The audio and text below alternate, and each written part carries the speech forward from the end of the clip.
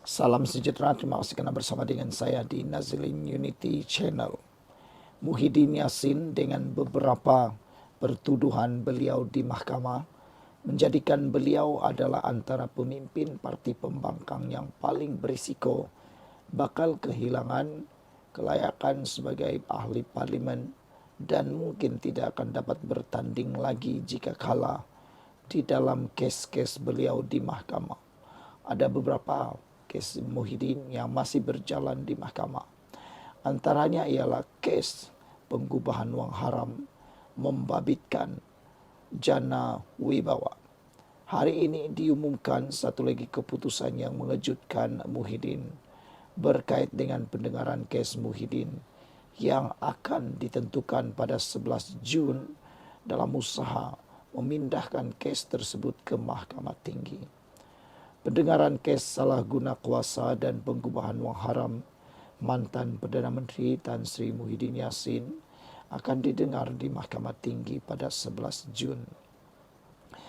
Perkara itu didedahkan oleh peguam beliau dalam sebutan kes kepada Hakim Mahkamah Session Azura Alwi.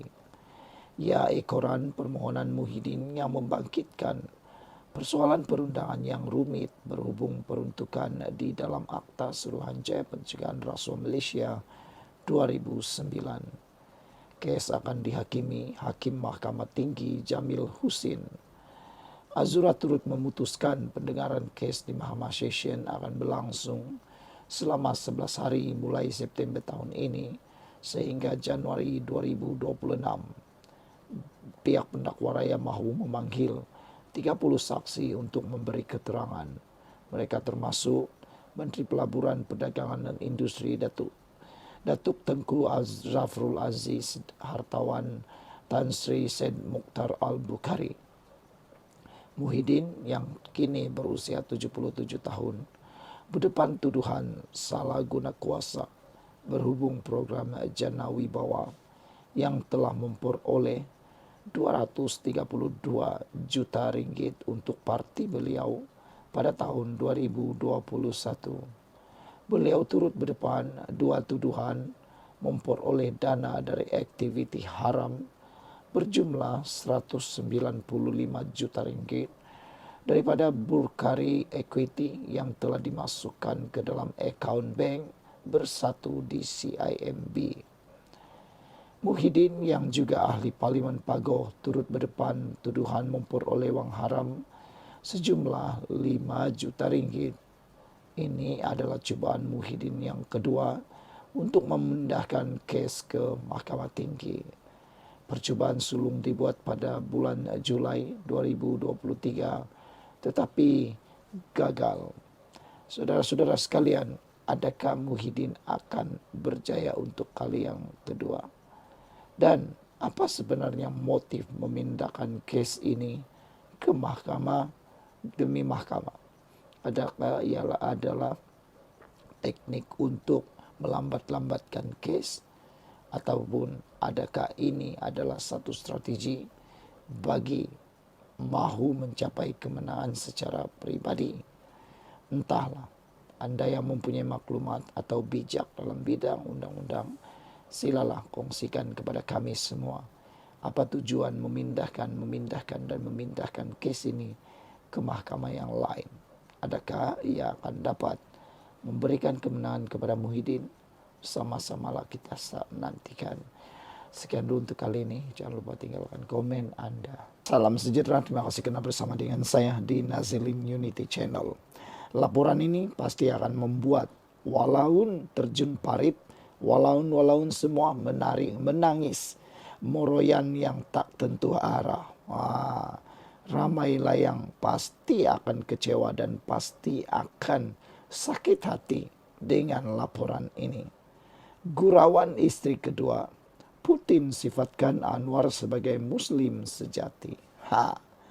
Ramai orang yang cuba menunggang isu agama, isu bangsa dan sebagainya dalam dunia politik, khususnya parti pembangkang. Mereka suka sangat membandingkan agama dengan bangsa dalam kempen-kempen politik mereka. Bahkan ada seringkali mereka menggambarkan mereka lah yang terpaling agama, mereka lah yang terpaling hebat, mereka lah yang terpaling kononnya memperjuangkan bangsa.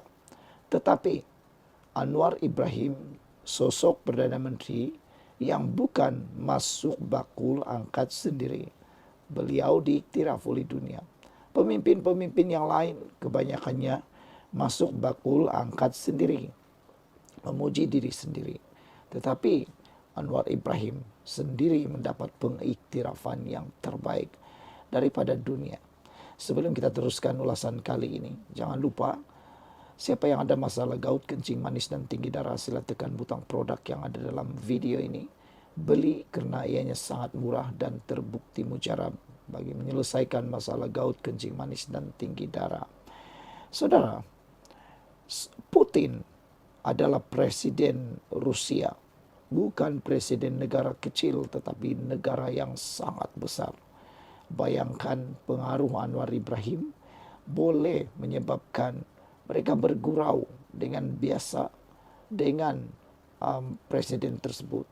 Dan presiden itu juga mengangkat Anwar sebagai Muslim yang sejati. Inilah yang paling luar biasa sekali. Pernahkah mana-mana pemimpin daripada parti pembangkang mendapat pujian setinggi itu daripada pemimpin bukan Islam, pemimpin besar dunia? Persoalan itu Anda jawablah sendiri. Presiden Rusia Vladimir Putin menyifatkan Perdana Menteri Anwar Ibrahim sebagai seorang Muslim sejati. Susulan jawabannya berhubung milik siapa 3 takhta di Dewan St. Andrew semasa lawatan pribadi di Istana Kremlin di Moskow.